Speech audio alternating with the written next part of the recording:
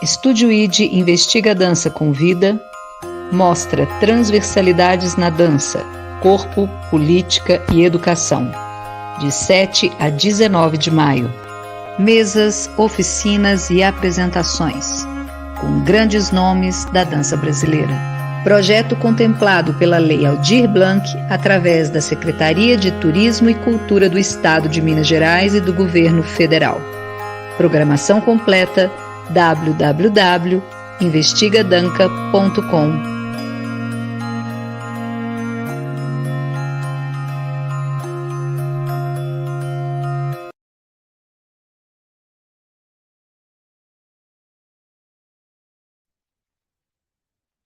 Boa noite, meu nome é Carla Gontijo, eu sou diretora fundadora do Estúdio ID, Investiga Dança, um espaço de criação, de investigação, de produção e de formação em dança, sediado na cidade de Ouro Preto, Minas Gerais, com 35 anos de história.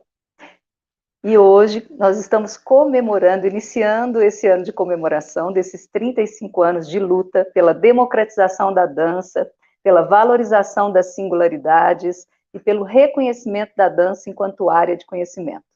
E é um grande prazer abrir a nossa programação com a mesa Dança e a Educação nos Limites da Tela, com a grande artista, bailarina, coreógrafa, educadora, professora e escritora brasileira, Isabel Marques.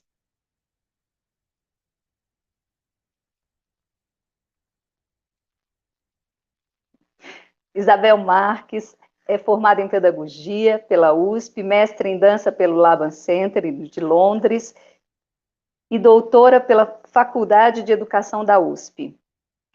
Fundou e dirigiu o Caleidos, Companhia de Dança, criou e dirigiu Caleidos Artes e Ensino em São Paulo, hoje Instituto Caleidos, assessora do MEC na elaboração dos parâmetros curriculares nacionais, dança, da Unesco, em documento para a América Latina e da Secretaria de Educação de São Paulo, de 92 e 93, 2015 e 2016. Foi professora de cursos de licenciatura em dança na Unicamp e na Anhembi Morumbi e nos cursos de pós-graduação em diversas universidades do Brasil. Autora dos livros Ensino de Dança Hoje, Dançando na Escola, Linguagem da Dança, Arte e Ensino, Interações Criança, Dança, Escola, Arte em Questões. Apresentou espetáculos, palestras e trabalhos de pesquisas em vários estados e cidades do Brasil e do exterior. É com grande honra que nós abrimos essa noite tão especial para a gente, para falar de dança, educação e política com Isabel Marques. Seja muito bem-vinda, Isabel. A noite é sua. Gente, muito obrigada. Obrigada a todos que estão aqui comigo hoje para essa conversa. Mas um agradecimento muito especial a Carla, ao Rick, toda essa turma que está aí por trás das telas, organizando esse evento, do Estúdio Investiga Dança, e pela oportunidade de estar com vocês comemorando os 35 anos de história na Mostra Transversalidades da Dança. Essa é uma bela oportunidade para a gente celebrar a vida em tempos de genocídio e de necropolítica. É sempre bom lembrar, né, como já foi dito no vídeo, que esse evento recebe apoio da Lei Aldir Blanc, pela Secretaria de Cultura e Turismo do Estado de Minas Gerais e pelo Governo Federal. Mas lembrar sempre que isso acontece por iniciativa do Poder Legislativo e demanda da classe artística brasileira. Essa lei de auxílio emergencial para artistas, ela não caiu do colo. Ela foi uma conquista. E se não fossem as políticas públicas para a cultura, nós não estaríamos aqui hoje. A menção a esses apoios não é mera rotina ou atendimento a uma burocracia controladora, mas é um lembrete muito importante, um aviso e também uma informação de que existem ainda políticas públicas e que temos de lembrar por que disso quando formos às urnas em 22. Nós aqui no Caleidos Companhia de Dança em São Paulo, a gente costuma dizer que esses eventos não são de graça, mas que já foram pagos pelos contribuintes. o que dobra a nossa responsabilidade como artistas, professores, produtores e também como público. Como honrar a verba pública? Como honrar o bem comum? Na verdade, o nosso agradecimento nesses momentos deveria ser para os garis, os pedreiros, as empregadas domésticas, os coletores urbanos, os professores e todos os trabalhadores que têm seus salários descontados na fonte, que são destinados para projetos de cultura. Eu quero começar essa conversa hoje fazendo um pequeno manifesto. Um manifesto pela democracia. Um manifesto contra qualquer tipo de censura. Um manifesto em memória das 417 mil vítimas da Covid-19. 417 mil vítimas e o governo federal não declarou ainda luto oficial. Muito pelo contrário. Nós temos apenas pequenas chamadas nos jornais sobre o número de mortos e quase nada sabemos sobre a pandemia em outros países. Já nem lemos ou buscamos dados e informações sobre a pandemia para nos preservarmos da loucura, por sanidade mental. Será que nós estamos nos, aspas, acostumando com a morte? Esse é o tema da nossa conversa de hoje. Um ano de pandemia com governos genocidas. Um ano de isolamento físico, às vezes também social. O que nos restou foram as telas, em outros formatos de danças e relações com o público. Como estamos sobrevivendo? Abrem-se perspectivas ou selam-se acordos tácitos de esquecimento e apaziguamento? Dança, política e educação, tema dessa mostra, nunca estiveram tão conectadas. Eu estou percebendo que essa pandemia tem nos revelado muitos paradoxos, muitos sentimentos desencontrados, sensações desconhecidas e também muita reflexão. Nós estamos de novo falando da pandemia, mas acho que a gente vive a pandemia, a gente não pode esquecer que ela está aí. Novos campos de trabalho e atuação foram abertos com as tecnologias, mas nos afastamos corporalmente. Novas conexões pessoais e territoriais foram estabelecidas, mas estamos dentro das nossas casas, sofrendo de ansiedade e de depressão. Novas ferramentas de aula foram trazidas, mas em muitos casos continuamos insistindo nas velhas e conhecidas metodologias e conteúdos. Como trabalhar com essa tensão entre o que nos é dado, os nossos desejos, os nossos sonhos, as nossas obrigações, se estamos atrás das telas e isolados do convívio físico? Hoje, já podemos olhar para trás e ver diferentes fases da pandemia. Eu enumerei algumas, veja se tem a ver para vocês essas fases que eu consegui lembrar preparando essa conversa. Olhando por cima, bem por cima, tudo começou com uma certa euforia, uma fazeção, uma altíssima produtividade de lives e aulas. Aulas para dar e aula para fazer também. E muita produção de vídeo. Foi uma grande doação docente e artística para as redes sociais. Além da gente correr loucamente atrás do que estava acontecendo, foi tudo de graça, ou praticamente de graça, desvalorizando nossa área de trabalho como profissão e reforçando, talvez, o antigo preconceito de que arte e educação valem pouco na escala capitalista. Junto a isso, veio um quase desespero, quando as aulas online caíram nos nossos colos e nós recebemos um se vira para poder continuar sobrevivendo. Nessa época, pensávamos que teríamos no máximo um mês trancados em casa usando as nossas precárias máscaras caseiras. Hoje, a recomendação já é de uso de máscara profissional dupla e estamos um ano em pandemia.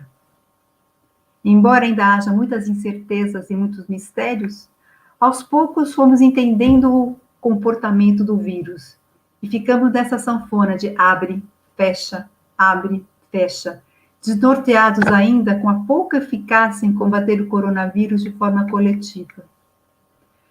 Depois desse momento de euforia, veio uma exaustão. A consciência da gravidade da crise sanitária se aprofundou com a crise política. Tomamos consciência do negacionismo, da necropolítica, do genocídio programado. e o trabalho aumentando, se adensando, pesando. Ficamos e ainda estamos horrorizados com as posturas de Bolsonaro e de sua trupe. O descaso, o deboche, o kit Covid, os mais de 100 pedidos de impeachment dentro da gaveta do Legislativo. Mas mesmo assim, não paramos, por demanda interna ou por demanda externa. Introjetamos de alguma forma a máxima de que não podíamos parar. O mundo parou, mas o Brasil não podia parar. Mas, de fato, não podemos parar se não tivermos auxílio ou planos emergenciais decentes e dignos. O tempo foi tomando outras dimensões. A rapidez da supereficiência em contraste com o marasmo do desânimo e da depressão. A procrastinação das crises de ansiedade. Mas mesmo naquela época, nós já falávamos do novo normal. Fim de ano.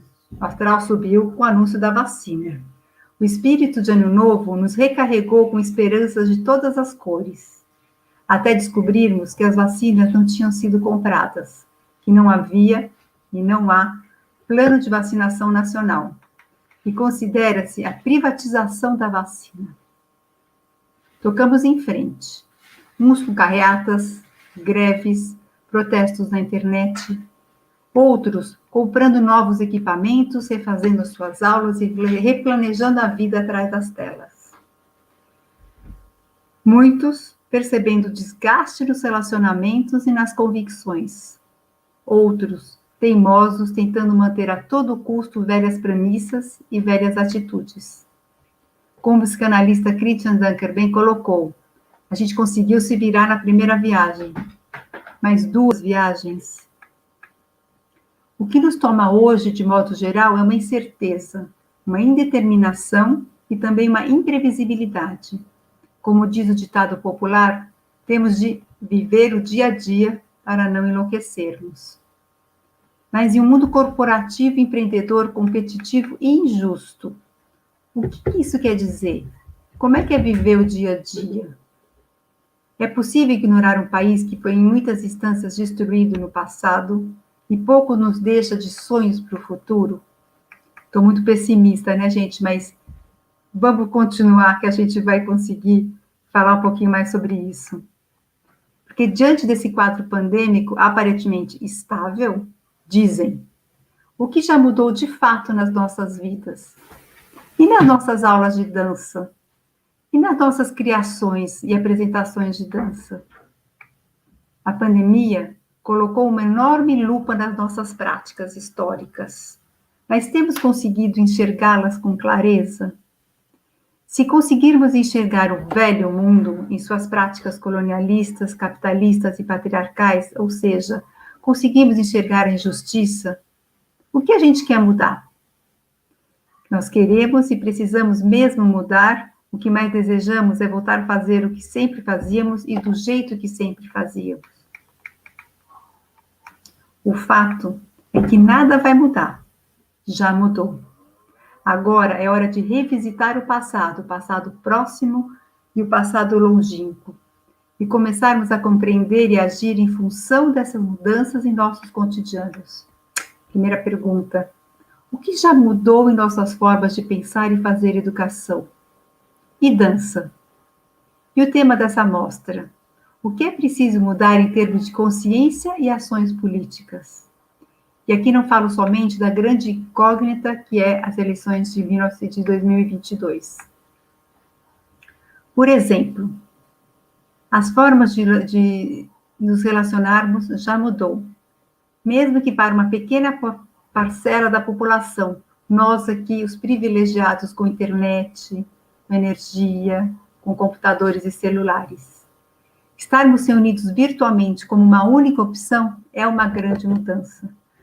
Hoje é o possível, mas a gente tem que tomar cuidado para não achar isso normal, adequado, comum e se acostumar. Vira hábito. Vejamos por que eu digo isso.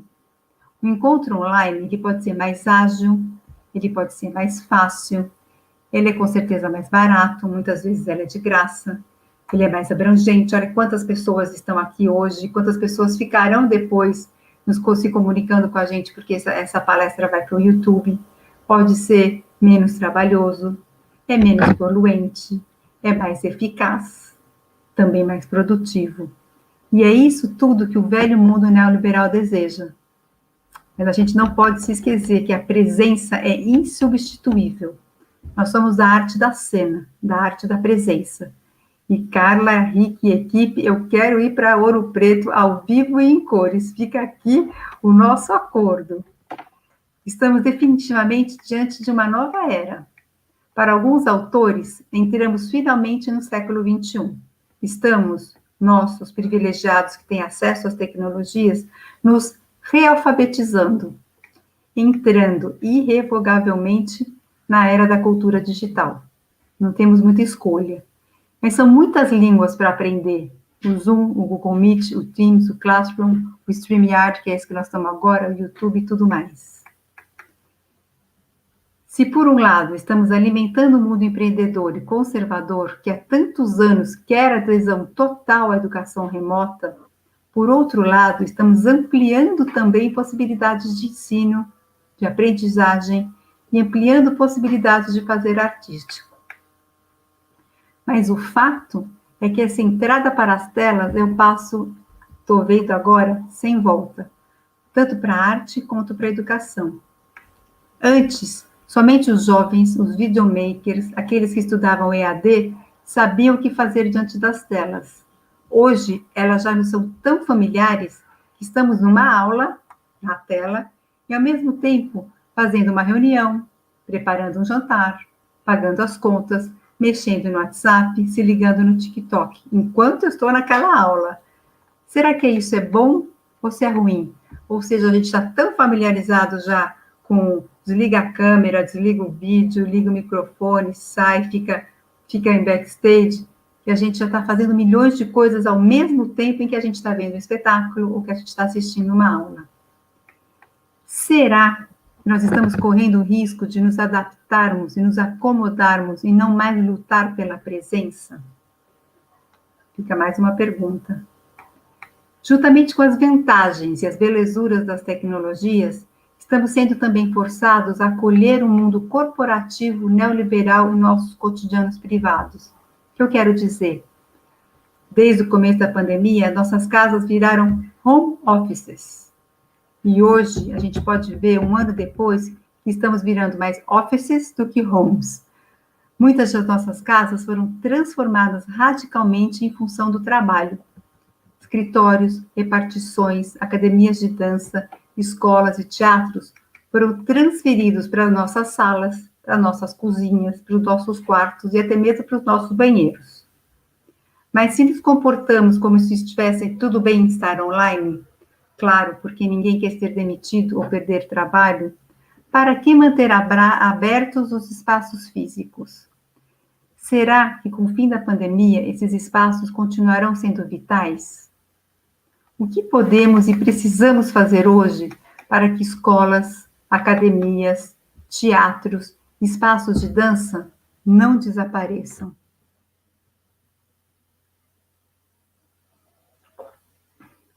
Primeira coisa, penso eu, é a gente não se conformar. Não é assim mesmo. Estamos assim, mas não está tudo bem. Nós não podemos nos conformar com aquilo que é dado. Queremos vacinas gratuitas para todos que nos garantam uma volta à presencialidade.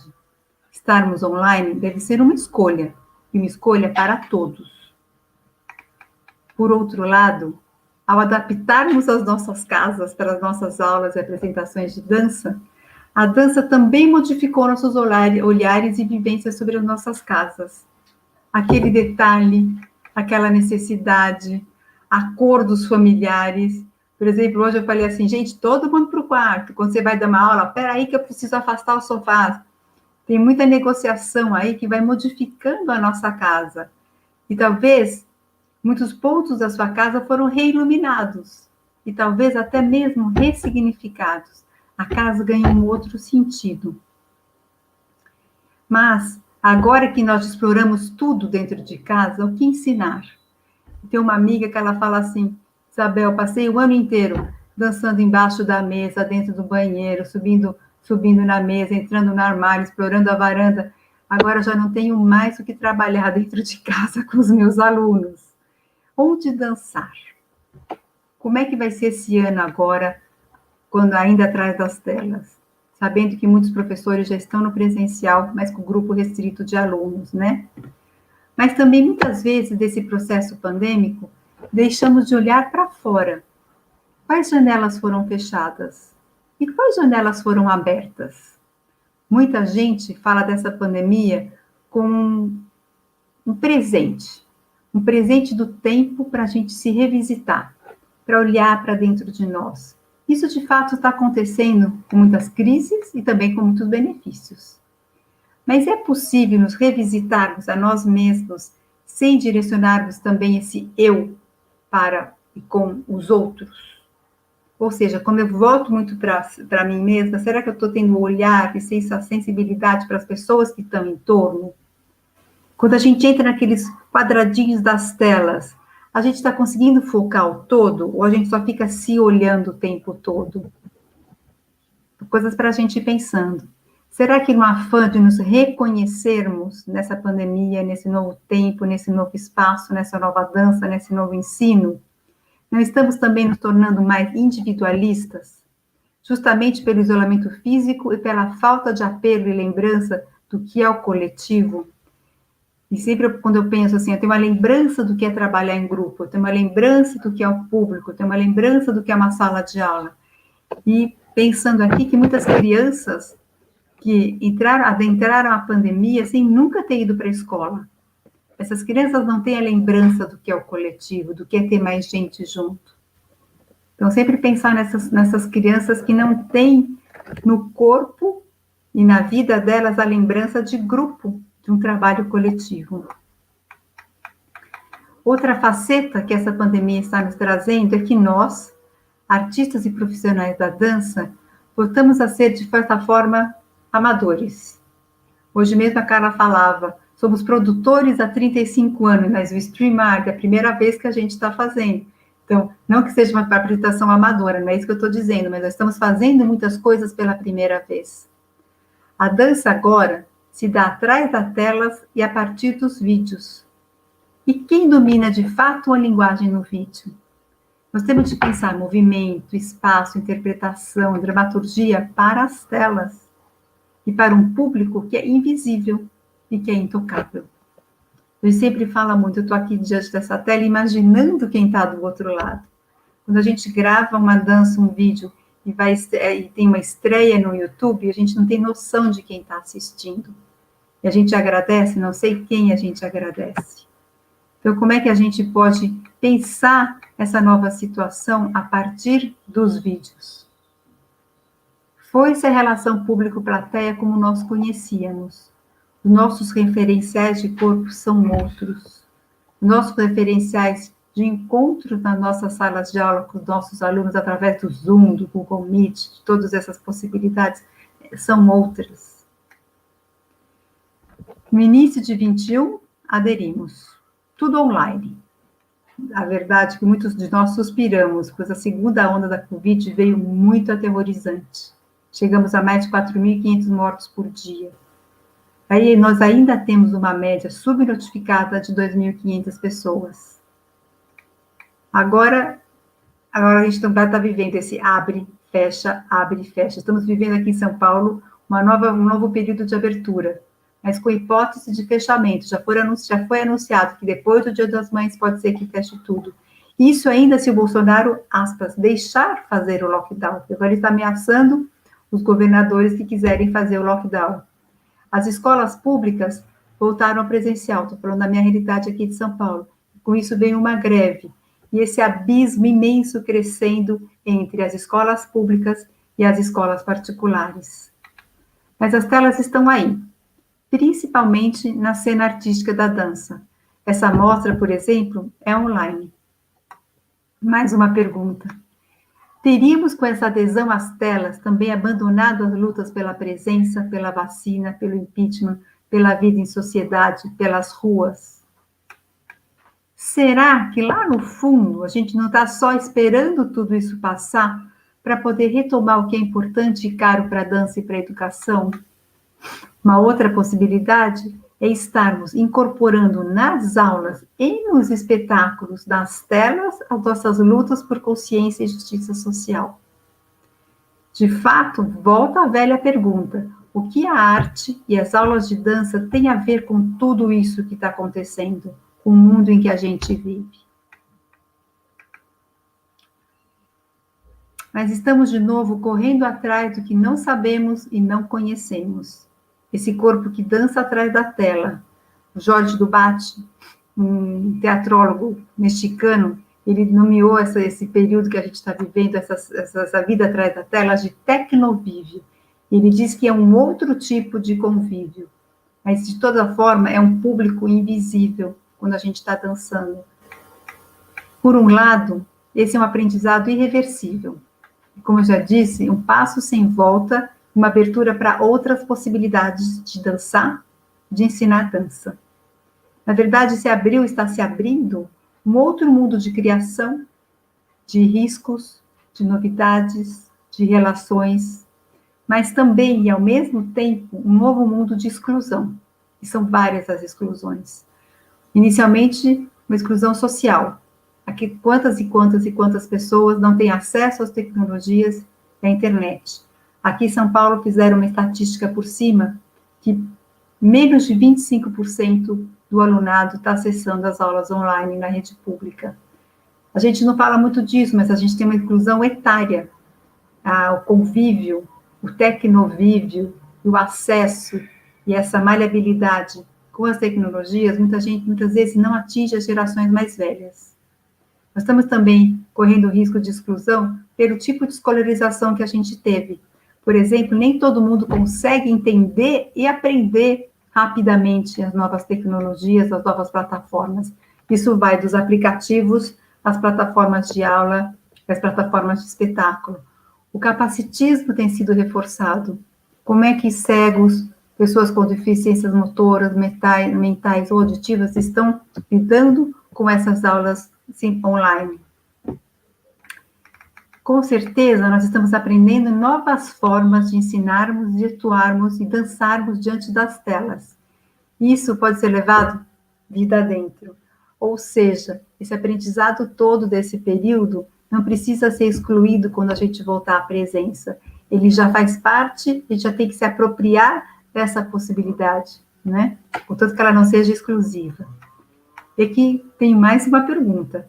O que vocês têm aprendido para além das técnicas e ferramentas da plataforma?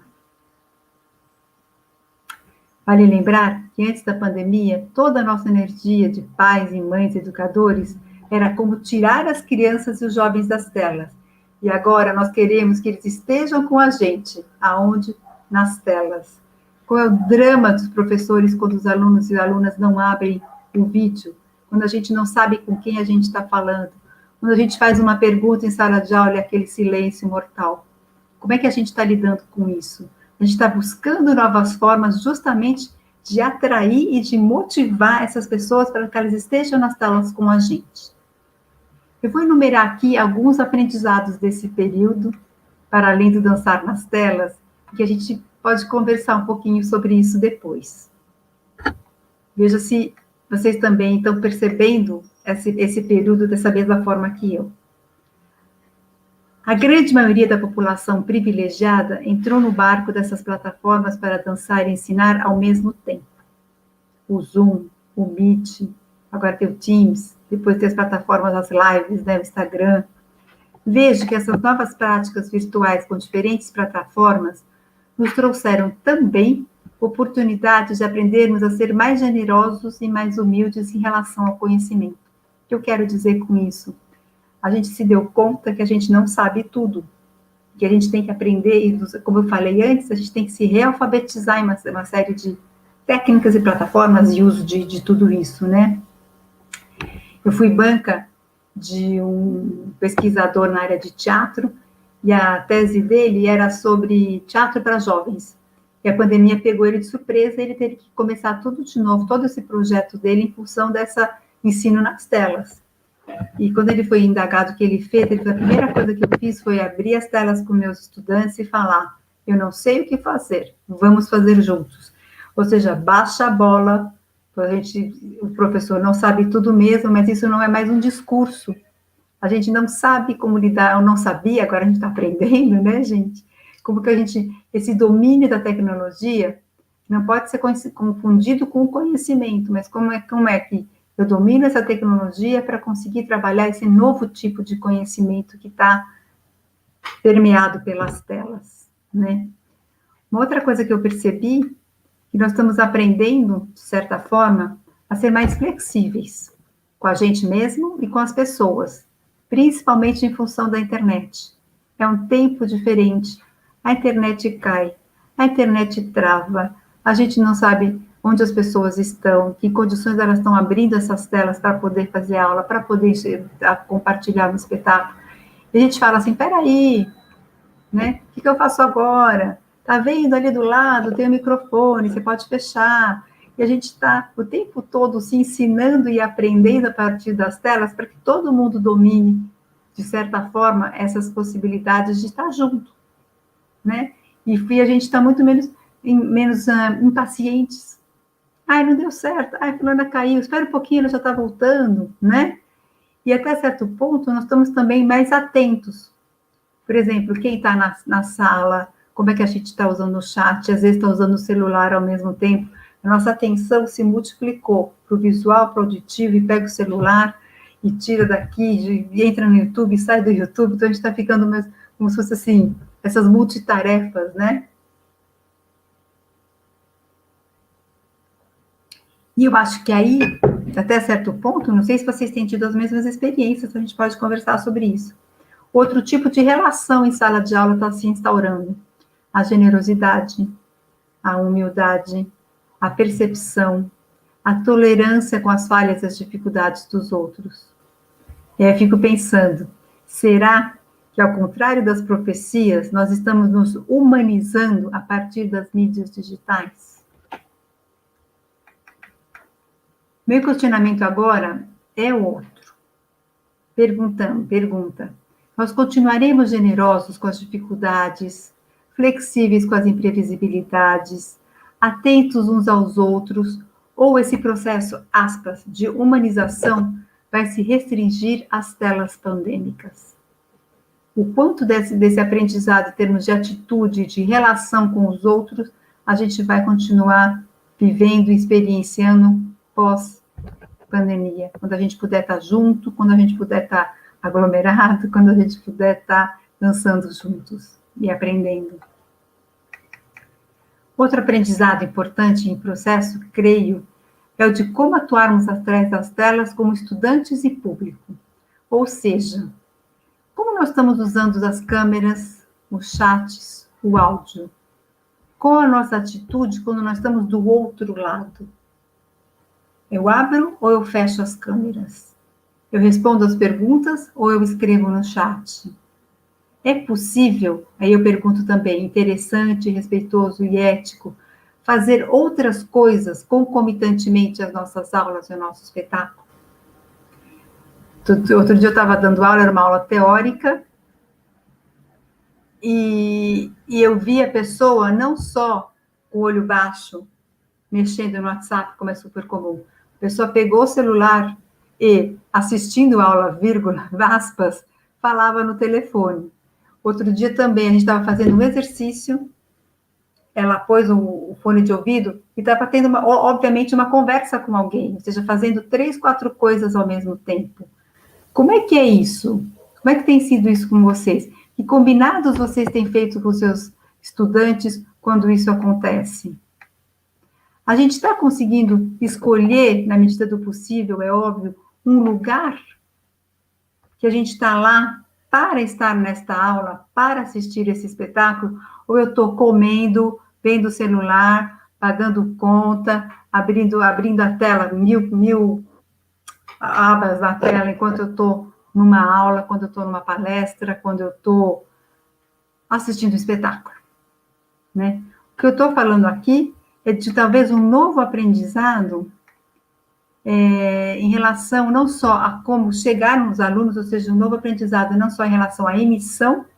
Estou muito preocupada, né? Que tela a gente está usando, que vídeo a gente está pondo, qual é a câmera, qual é a luz, ou seja, a emissão está sendo muito trabalhada. Como é que nós estamos trabalhando com o público e com os nossos alunos em sala de aula, a recepção dessas aulas? A gente está pensando demais na emissão, mas como é que está o lado de lá? A gente tem combinados com os nossos alunos ou não? Eu acho que, com certeza, a gente precisa repensar e reaprender essa reciprocidade da relação nas telas. Ou nos perguntarmos se já havia algum tipo de reciprocidade mesmo fora delas. Porque professores e artistas se esgoelam para chamar e prender atenção e motivar os estudantes e público, enquanto do lado de lá, muitas vezes, ele se comporta como um receptáculo, ou seja, só reage, quando muito.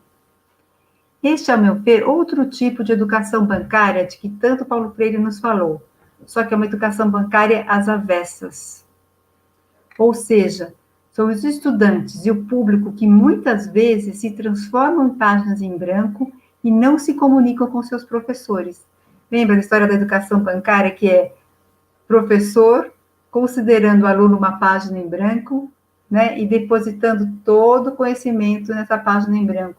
E muitas vezes, hoje, eu vejo que quem está do outro lado das telas se posiciona como uma página em branco, né? Não responde o áudio, não abre a câmera, não faz, enfim, não escreve nada no chat. A gente não, quando isso não é possível, a gente não sabe por quê, o que está acontecendo, né? E aí eu me pergunto, como essas novas relações poderiam ser retrabalhadas em função de uma interação, de um diálogo na construção de conhecimento pelo tecnovívio a partir das telas? Como é que a gente está conseguindo trabalhar aulas de dança que não sejam meramente cópias de modelos?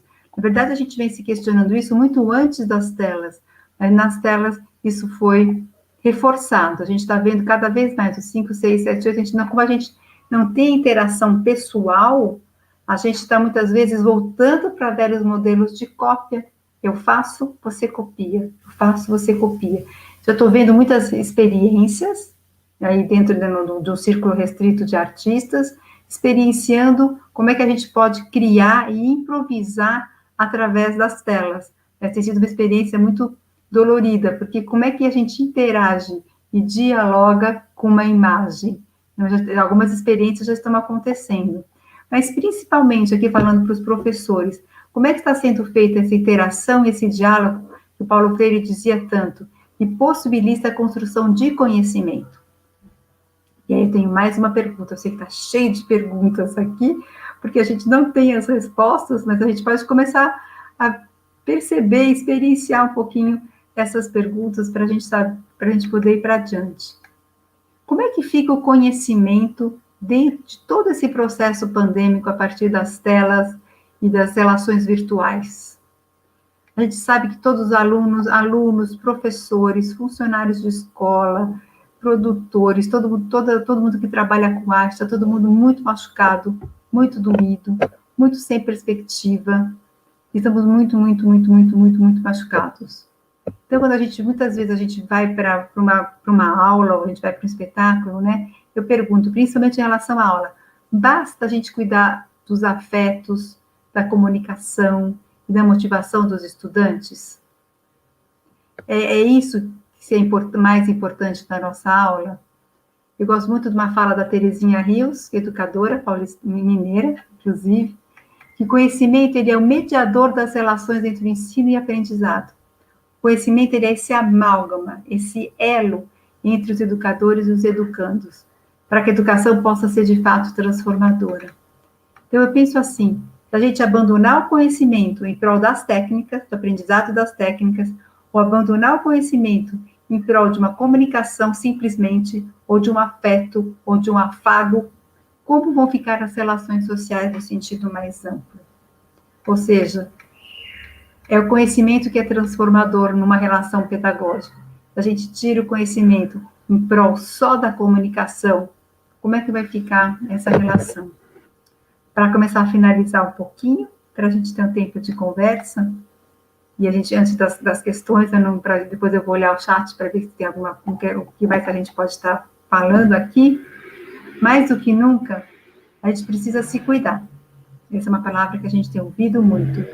Cuide-se, cuidem-se. Que cuidado é esse? Que cuidado que a gente precisa com a gente mesmo, com os outros, nas interações, nas salas de aula e nas produções artísticas. É um cuidado físico, é um cuidado emocional, é um cuidado espiritual, é um cuidado com o outro. O cuidado é uma experiência que habita, o cuidado enraiza e o cuidado nos conecta. Nesse sentido, as feministas espanholas têm usado um termo muito interessante. Elas falam da cuidadania, em vez de falar da cidadania. Para elas, o cuidado é uma experiência, o que implica a criação de uma rede de relações. Eu acrescentaria uma nova rede de relações mediadas por novos conhecimentos. No meu trabalho voltado para a dança e para a educação, eu proponho que essas redes de relações sejam tecidas entre a dança, como conhecimento e linguagem, os processos de ensino e aprendizagem e o mundo em que a gente vive. É o tripé, né? Arte, ensino e sociedade, permeados pelo cuidado e pela essa experiência que nos habita. No entanto, a gente sabe, se cada um lavar o seu próprio prato, a cozinha não vai estar limpa. Quem é que vai limpar a janela? Quem é que vai esfregar o chão? Quem é que vai desentupir a pia? Então, diferentemente do que prega o neoliberalismo, não basta cada um fazer a sua parte nessa rede de cuidados. Ou seja, cuidar somente de si só tem sentido se o outro e os outros estiverem implicados e se juntos formarmos redes de cuidados que vão além das ações individuais. Como tem se dado esse cuidado atrás das telas? Bom, esse é um assunto para outra conversa. Termino aqui propondo, cuidem-se, cuidemo-nos. Gente, muito obrigada.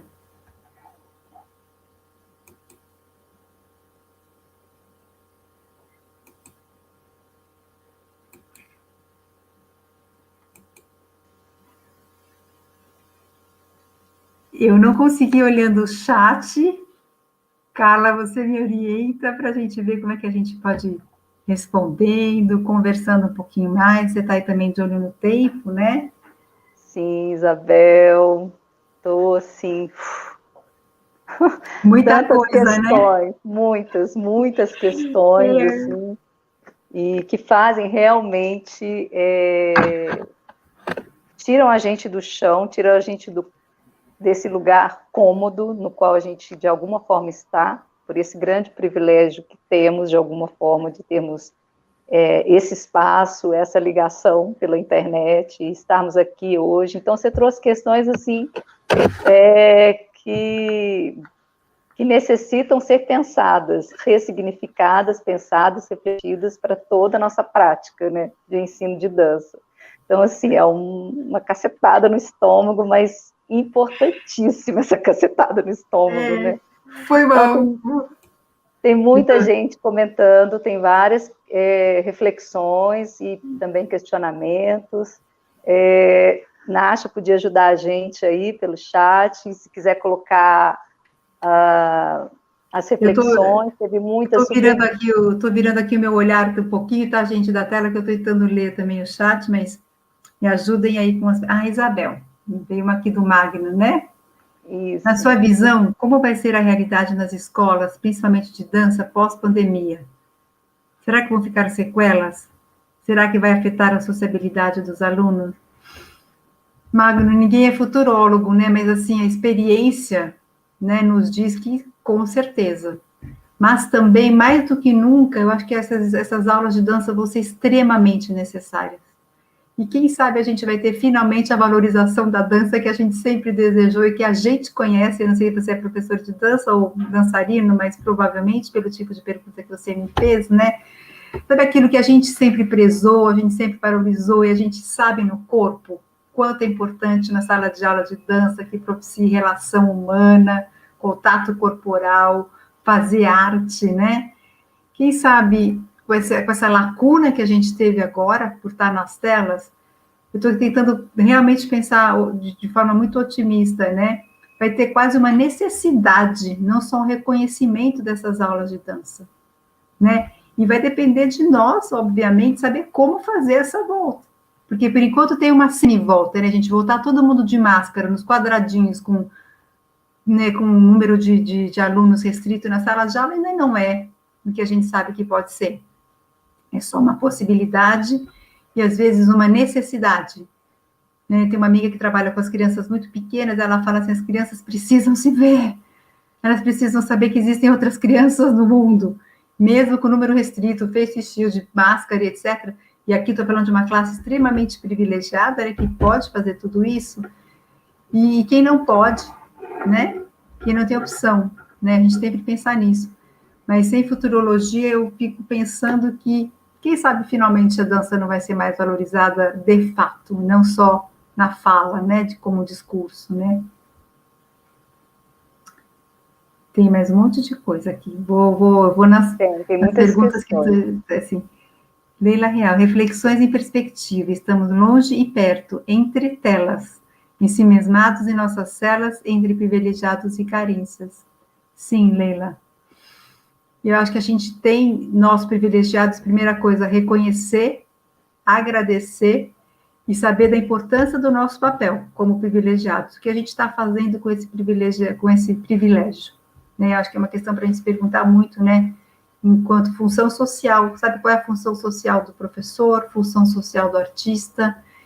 E acho que uma das grandes angústias, inclusive, Leila, não sei se você tem sentido isso, essa coisa de estar atrelada, a sensação de estar atrelado em casa, não podendo sair, ou podendo sair com muitas restrições, né? Não é o mundo que a gente deseja, nem o que a gente conheceu, nem que a gente gostaria que fosse, né?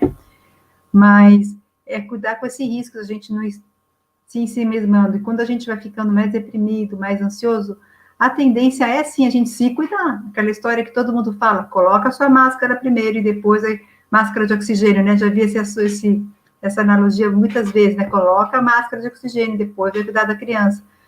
Mas a gente não pode esquecer que tem a criança, né? Sim, que a gente às vezes coloca a nossa máscara e esquece tudo que está em volta, né? Então, como é que a gente vai lidar com isso, né? Fazendo uma ligação com o que você falou em relação ao cuidado, a Ivana Delfina, ela fala, o feminismo negro traz o bem-viver como tecnologia de cuidado totalmente imbricado nas tessituras das vidas, inclusive além das vidas manifestadas da forma humana. Maravilhoso. Acho que a gente está diante de outras práticas, né? Mas o que eu percebo, assim, tudo muito empiricamente ainda, né, gente? Cada um está tendo uma vivência e essas experiências estão sendo muito fortes para todo mundo, né? Mas quem sabe agora a gente vai ter isso como experiência de fato, né? E não só mais como um discurso, como uma teoria, como uma possibilidade vaga, né? Ou a gente aceita e cria raízes, essa coisa do cuidado como enraizamento, né? Ou eu não sei o que vai acontecer, né? Tem uma outra pergunta aqui da Emília Gomes. Como criar espaços reais e não virtuais apenas de experiências, de relação e de encontro mediado por dispositivos? Jogando mais questões. Então, nós estamos nos virando e tentando descobrir. Tem esse lado, né? Que assim, não só o lado de, puxa vida, a gente vai ter que inventar uma outra coisa depois de tanto tempo, né? Nós estamos conseguindo, ainda temos uma experiência, né, Emília, com um espetáculo que a gente está em cartaz agora, que chama Coreô Online, que são jogos interativos na tela, ao vivo, né? Não é presencial, mas é ao vivo. E foi como o Caleidos conseguiu trabalhar. Então, a gente está trabalhando agora com professores da rede pública aqui do estado de São Paulo, também pela Lei Aldir Blanc, né? E é um espetáculo interativo, de dança, de proposição, eles devolvem a dança para a gente devolve a dança para eles, né? Mas eu acho que não tem receita, acho que, como nada tem receita na arte, né? Acho que cada artista vai descobrir, e detesto o termo se reinventar, não é isso, é descobrir. Essa é uma nova possibilidade, depois ela permanece, eu gostaria que ela permanecesse, né? Por exemplo, a gente poder estar aqui uma sexta-feira à noite conversando com tantas pessoas, a gente pode continuar fazendo isso também. Mas acho que cada artista, ou cada grupo de artistas, cada coletivo, né, vai descobrir uma nova forma, um jeito de estar trabalhando essas relações que são tão caras para todos nós, né? Obrigada pela pergunta. Tem mais uma. Ana Lana Gastelois, não sei. Muito bom esse panorama Covid, Isabel, obrigada. Como de fato interagir na tela. A palavra se torna bastante importante e dominadora nessa comunicação. Ana, eu tenho visto não só a palavra predominante, né, que a gente, mas principalmente a imagem, né, como a visão se tornou, de novo, um dos sentidos mais importantes para a gente. Eu me incomodo muito quando as câmeras estão fechadas. Eu entendo que, às vezes, existem razões para as câmeras estarem fechadas. Eu sempre falo para os meus alunos, se você não está podendo abrir, me diga por quê, né? Para eu poder entender e respirar, saber que não é só porque você não quer estar comigo, ou se você fechou sua câmera e foi fazer outra coisa, né? Mas eu acho que essa supremacia da visão, que sempre foi muito grande, ela está só sendo de novo, a gente está só enxergando de novo. Olha só, o nosso mundo é regido pela visão e pela audição, né? Não dá agonia a hora que você faz uma pergunta, ou você fala alguma coisa, ninguém liga a câmera, ninguém liga o microfone, né? E a gente não sabe como reagir, mas se tratando de dança, a dança, de modo geral, como área de conhecimento, já deu esse passo, né? Já deu esse passo para sair da supremacia da visão, para sair da supremacia da audição. A gente tem todo o processo de educação somática, de toque, de sensação, de perceber o outro, de se perceber. E isso eu não sei ainda como a gente pode fazer nas telas, né? Eu acho que é uma das coisas que eu mais sinto saudades, e provavelmente vocês também, todos que são da dança, né? E os que são da educação também, é o estar junto corporalmente, né? Lil Moreira, tudo bom, Lil? Você acredita que a aproximação dos professores com a tecnologia, ferramentas e ambiente virtual colaborou para aproximar os professores do universo dos alunos? Não necessariamente, porque isso é uma opção, é uma escolha, né? Mas que, com certeza, algumas gerações estão entendendo mais o que os alunos gostam e como eles se comunicam, o que eles estão fazendo, eu acho que sim. Tive experiência outro dia conversando com uma professora de Fundamental 2 e Ensino Médio no Recife, a Larissa Verbisky, Bolfin. Ela abriu uma conta no TikTok, começou a produzir dança no TikTok, e a partir dessa dança no TikTok, que ela começou a se relacionar com os estudantes. Eu acho que isso não teria acontecido se não fosse a pandemia, né? Então, até certo ponto, é sentir na pele, não é, Lil? O que é esse universo da tela, esse universo da comunicação, o tecnovívio, né, que o Jorge Debate fala tanto, né? Eu acho que se aproximou à medida que a gente teve essa disponibilidade para se aproximar. Mas, com certeza, eu, pelo menos pessoalmente, estou entendendo um pouco mais o que é esse tipo de comunicação, né, tendo muitas dificuldades ainda, lógico que eu sou de uma outra geração, e não só de uma outra geração, mas uma pessoa que nunca se deu muito bem com as telas também. E está sendo um desafio muito grande, mas a gente entende mais algumas dificuldades, algumas necessidades, algumas formas de comunicação novas, né? E eu acho que isso tem sido bem proveitoso. Isabel, tem um comentário da Thaís, antes de eu da Luciana, que eu acho muito interessante, que eu acho que vai ao encontro disso que você trouxe, que é: agora criamos um formato intercomplementar, professores juntos. Ela colocou, e vivências mais livres, com materiais não estruturados, as poéticas do brincar. E aí me veio muito essa relação que você trouxe dos professores de dança de escolas tradicionais, que aí a gente está falando de dois lugares, assim, né? O que, de alguma forma, na dança, você trouxe isso na sua fala, e a gente tem que trazer essa produção também de conhecimento que é feita nos cursos livres e que muitas vezes é muito distante da produção de conhecimento que é feita nos cursos universitários, e as pessoas às vezes saem do curso livre, vai entrar no curso universitário e distancia totalmente, né? Não entende o que é que aquela proposição de dança está ali, né? Então, eu fico pensando também, né, no que a Thaís traz enquanto poética do brincar, e o quanto você trouxe sobre esse formato online, que o tal do 5, 6, 7, 8, que ainda se repete, se reproduz, a partir da imitação, e como que a gente pode também tentar criar esse diálogo, né? Você que também traz, né, essa comunicação entre os cursos livres e a produção em dança também teórica e pesquisa em dança. O que você pode trazer para a gente um pouquinho desse diálogo? Todos, sim, compartilhando experiências, né, e tratando de experienciar esse momento, né. Vejo muitos professores, por exemplo, que a primeira coisa que eles fizeram com as crianças pequenas foi entender com elas o que é estar na tela, em vez de assumir que elas já sabem, o que é estar perto, o que é estar longe, que são conceitos de dança, inclusive, o que é estar meio corpo, o que é estar corpo inteiro, tudo isso dançando, né.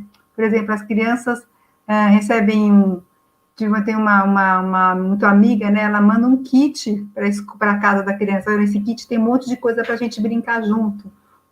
Estamos falando aqui, lógico, de uma classe média privilegiada, né, gente? Porque muitas crianças têm um celular na casa e é geralmente o adulto que leva esse celular para o trabalho. Então, isso aqui. Então, a Prefeitura de São Paulo fez alguns cadernos, algumas coisas para serem distribuídas nas casas, mas sempre pressupondo que ia ter um adulto para ler esses cadernos com as crianças, é totalmente fora da realidade, né? Mas como é que a gente pode brincar junto, né, através, mediados pela tela? Acho que esse é um grande desafio, né, Thaís? Como é que a gente pode estar com outros professores compartilhando experiências, né? Eu acho que a gente podia aproveitar um pouquinho mais esse momento para compartilhar. E quando a gente fala disso, né, estamos todos aprendendo juntos, não é mais só uma fala.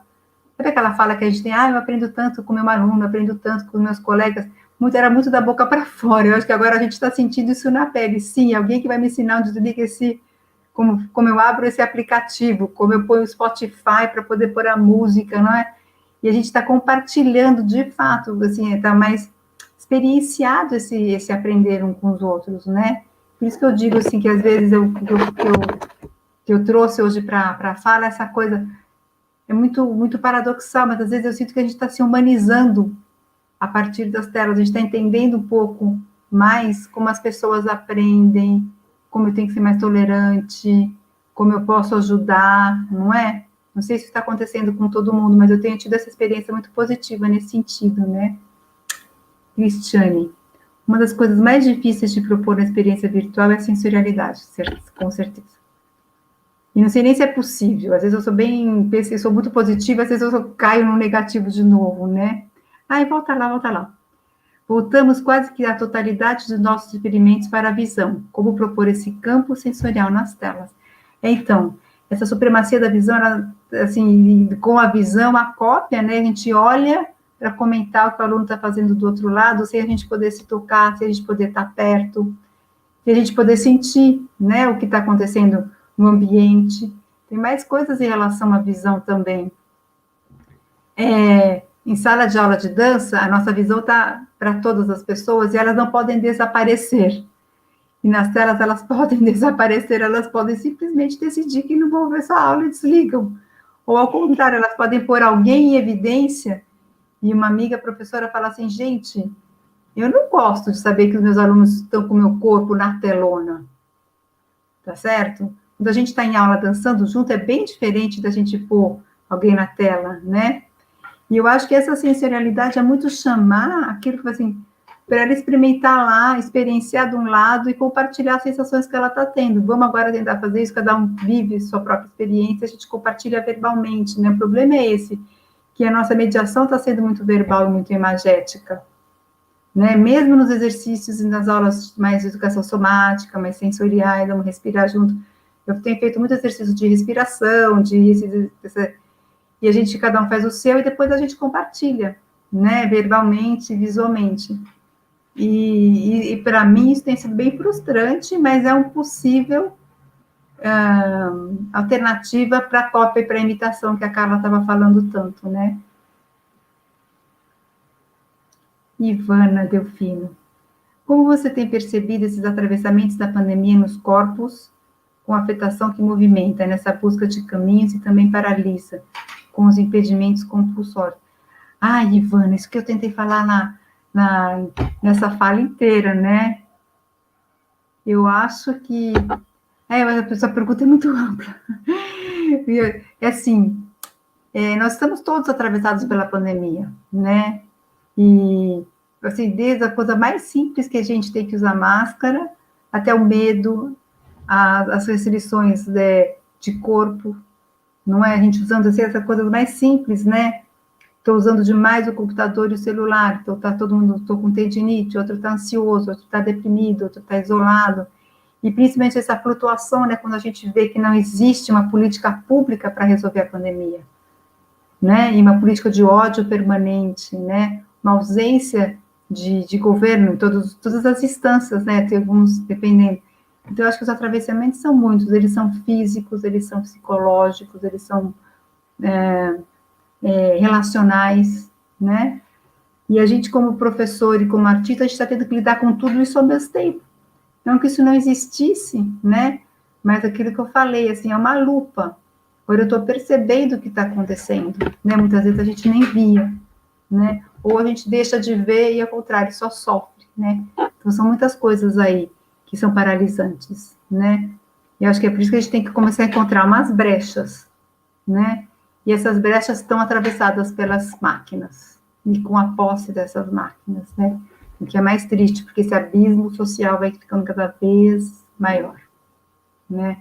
E a gente, assim, enquanto a gente está aqui conversando, né? A gente fica pensando, a gente está aqui conversando, tendo uma possibilidade da gente atravessar, de romper essa tela, né? Mas eu gosto sempre de falar assim, quantas pessoas não estão tendo essa oportunidade, né? Então, literalmente passando fome, né? Então, a gente fica muito assim, se cobrando o tempo todo, né, o que a gente pode fazer, mas não que eu posso fazer só como cidadão, o que eu posso fazer com a nossa arte, como professor, o que eu posso fazer, como artista, o que eu posso fazer, porque na nossa profissão a gente pode estar vencendo essa paralisia, né? Percebo que isso diminui muito a cópia e a imitação e aumentou a consciência deles, que pararam de se ver e tiveram que escutar e sentir. Marina, não entendi se tá. Percebo que a grande. Ah, tá. A grande maioria dos alunos do estúdio só possuem celular para fazer a aula, porque, de forma que eu vejo seus corpos, eles acabam tendo que colocar o celular longe.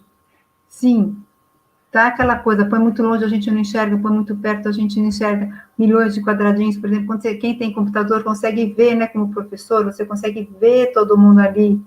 Você pode até pondo um pin, achando uma coisa. Mas muitas vezes eles com celular, eles não conseguem ver o grupo todo, eles veem só 4 imagens no celular, né? Então a gente está perdendo um pouquinho essa noção de grupo, né? Se é que um dia a gente teve, tem para a gente sempre se perguntar, né? Que as coisas que a gente está vendo agora, nossa, a gente está tendo noção de grupo. Você pergunta, mas será que a gente tinha noção de grupo? Nossa, a gente não está se percebendo, não está se abraçando, não está. Mas a gente fazia isso. Quantas vezes eu já entrei em estúdio de dança que as pessoas não dizem oi umas para as outras? Uhum. Você termina a aula, não sabem o seu nome. Né? Então, assim, isso não é de agora. É que agora a gente está percebendo isso melhor. Minha pergunta é, vai mudar quando a gente puder fazer tudo isso de novo? As faltas que a gente está sentindo agora vão impulsionar novas formas de relações depois?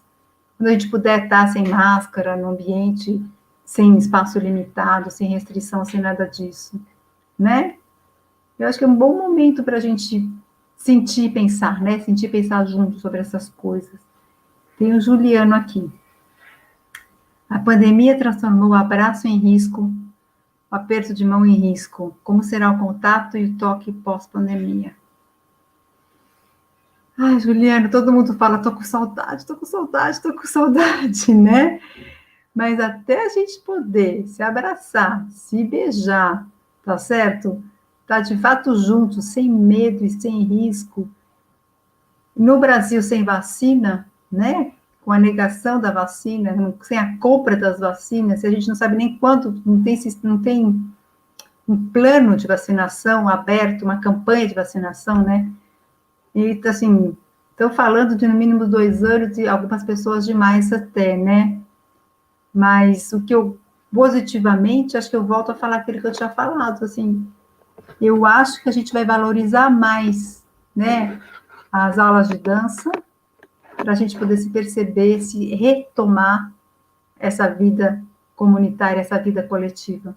Mas vai depender muito da gente, se a gente volta da pandemia no 5, 6, 7, 8, cada um no seu canto, ou a gente volta da pandemia buscando outras formas de relação, outras formas de ensino, outras formas de estar junto, né? Então, acho que vai depender muito, assim, da nossa atitude em querer... Sabe, assim, essa ideia, Juliano, de... Nós estamos na beira do abismo, sim? A gente tem que se jogar para ver se voa ou se cai, né? E eu tenho esperança e fé que a gente vai voar, né? Mas se a gente continuar da mesma forma, eu acho que a gente cai. Então, eu estou sentindo assim, né? Na beirinha do abismo, pensando, dá o passo e voa, né? Mas é um risco que a gente está correndo sempre, né? A gente tem um monte de coisa aqui, né, cara? Sim, tô deixando você fluir, tá lindo, tá maravilhoso. Não, aqui, a gente não vai dar conta disso desse, não. Mas que bom, fico muito feliz de a gente ter suscitado tantas discussões. A ideia era essa mesmo, né? A gente pensar, porque é um turbilhão que está acontecendo, é um turbilhão. Né? E se a gente está minimamente ligado e consciente com as coisas que estão acontecendo, né? Não está tudo bem. Pode estar bem momentaneamente, vamos estar bem, vamos sorrir, vamos comemorar, mesmo que seja a partir das telas, né?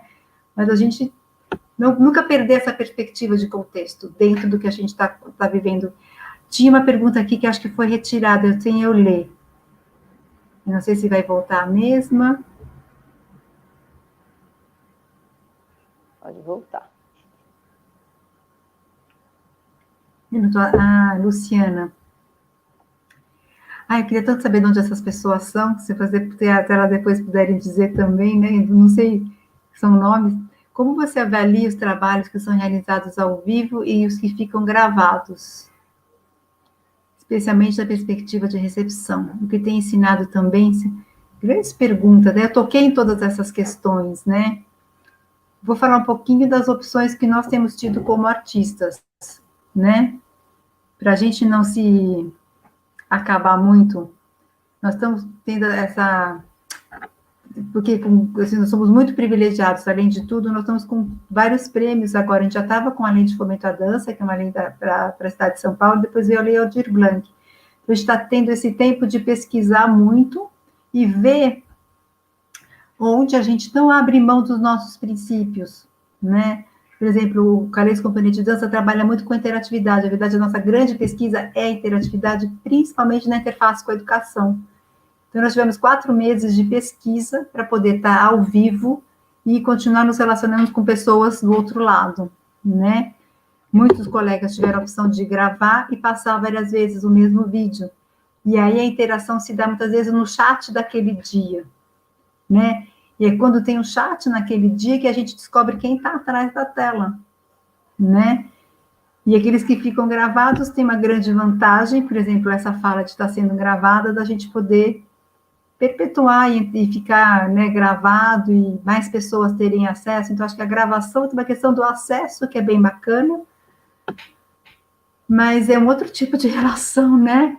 Porque a gente está acostumado com público, você olha para a cara da pessoa, você reage de acordo com o que a pessoa está fazendo.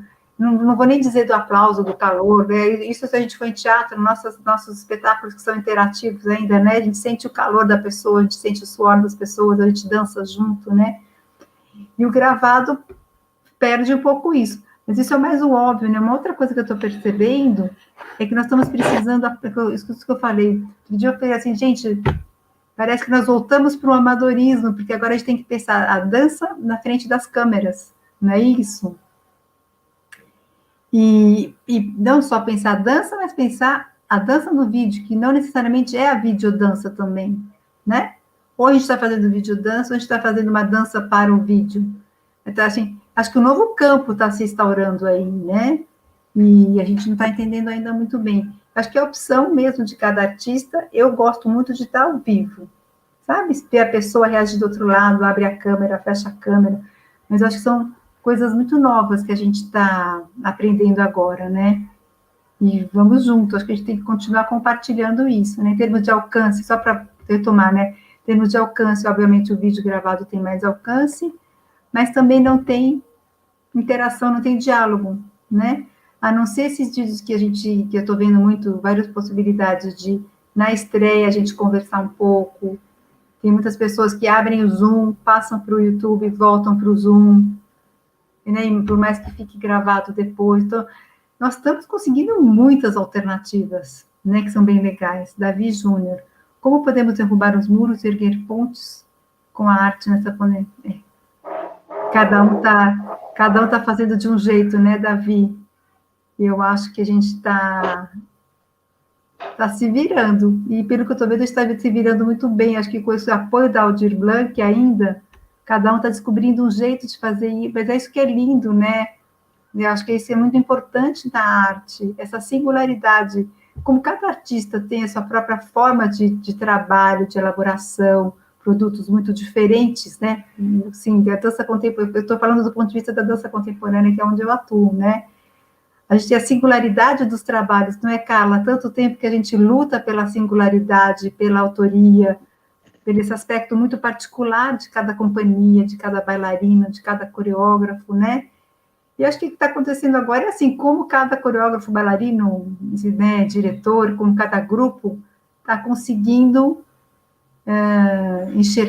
se enxergar nessa nova realidade atrás das telas, né? Nessa restrição de contato.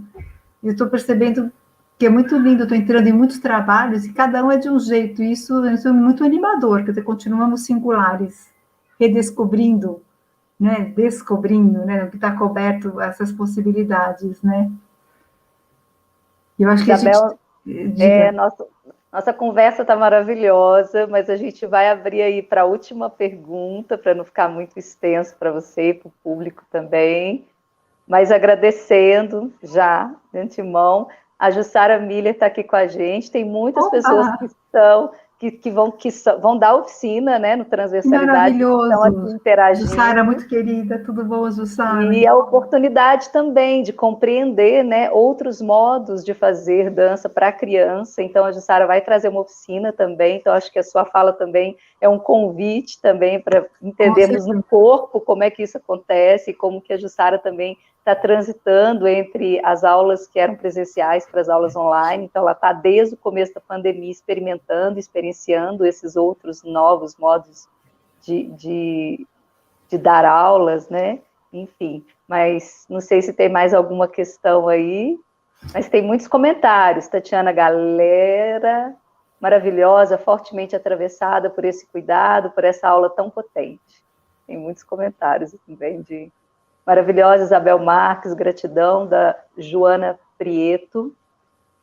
Mas vamos deixar essa última, mas eu acho que nós conseguimos aí transitar por várias, se não foi pela maioria, se não foi para, né, todas as perguntas, foi para muitas também, que a gente conseguiu dialogar aí com as pessoas. Tem mais algumas aqui, mas vamos lá, Isabel.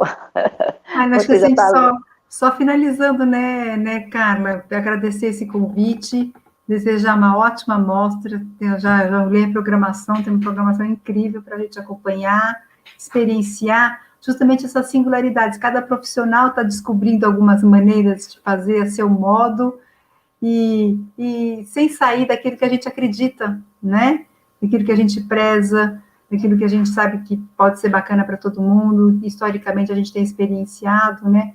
A minha intenção hoje foi levantar uma série de questões, né, cutucar a mesa e falar, gente, se incomoda, não vamos acomodar. Eu fiquei apavorada no começo do ano, todo mundo já planejando as suas aulas online, porque assim, a possibilidade de, vamos a gente continuar indignado, continuar incomodado, continuar com saudades, né? É ao mesmo tempo que a gente elabora e aprende uma nova forma de se comunicar, de criar, de dar aula, né? Eu acho que é ao mesmo tempo, como é que a gente pode estar pensando nesse plano mais restrito, né, da nossa sala de aula, sem deixar de entender o que a gente está passando, né? Então, como eu estou vendo aqui, né, tem 81 comentários, depois eu vejo, espero que eu possa ler todos eles, para a gente manter esse contato, né? E online esse contato está mais próximo, de certa forma, né? Então, por favor... Registrado. Está registrado?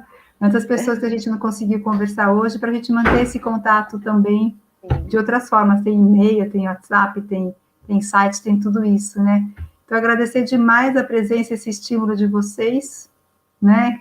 Carla, Rick, todos que estiveram aqui, e todos os presentes também. Acho que foi mais uma super oportunidade, né, de encontro. Eu acho que a gente pode continuar pensando nisso, como continuarmos nos encontrando, né, no sentido mais amplo dessa palavra. Agradeço demais.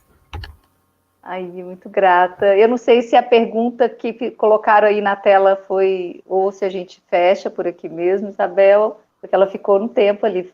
Não sei se volta. O que você acha? Eu acho que a gente agora eu já fiz o fechamento. A gente podia pedir para ela depois mandar para mim. Quem sabe a gente consegue continuar se conversando. Tá joia. Isabel, foi assim. Muito obrigada. Gratidão. Obrigada, Leila. Eu quero agradecer imensamente também, em nome da equipe do Transversalidades, pela sua presença. Nós começamos aí com chave de ouro. Acho que tem todo um conjunto de questões que você trouxe que vão transitar aí pelos esses 12 dias da mostra, com também outras mesas e com oficinas. Então, agradeço imensamente todas as questões que você trouxe pela presença e por ser referência, não só como pesquisadora da dança, autora de livros que a gente estuda, mas que também traz muitas reflexões para a nossa prática, né? Então, você aproxima a teoria e prática, né? Faz elas realmente acontecerem. Então, muito grata pelo presente que você nos deu hoje. Muito grata também. Muito grata pelas pessoas. Estou lembrando de uma fala da Luísa Erundina, né? Logo após a eleição do Bolsonaro, a gente teve um encontro, né, com ela, e ela falava assim, lembre-se que a Erundina é uma mulher já de 82 anos, né, ela falava assim, o que eles querem é que a gente desista, e nós não vamos desistir. Desistir não é uma opção. Jamais. E fica dado esse recado. Isso mesmo, jamais. Resistentes aqui, firme e forte. Total, né, muito bom.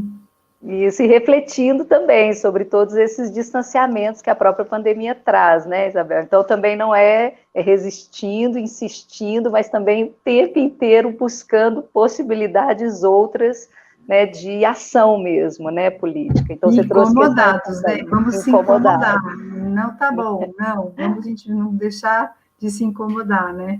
Sim. Porque o incômodo que faz a gente criar e descobrir, né, e agir também, né? É isso aí. Muito obrigada. Eu que agradeço, muito grata às pessoas aí maravilhosas que estão aí com a gente, que iniciaram. Está super em tempo ainda de vocês se inscreverem para as oficinas, tá? Vamos aí trocar nesses 12 dias. E agradecer também a equipe, Rick, Nasha, Jussara, que também sem esse povo que fica nos bastidores, nada acontece. E muita gratidão por esse momento, viu? Foi muito, muito especial. Com certeza, não só para mim, para todo mundo. Para todos nós. Axé para nós, gente.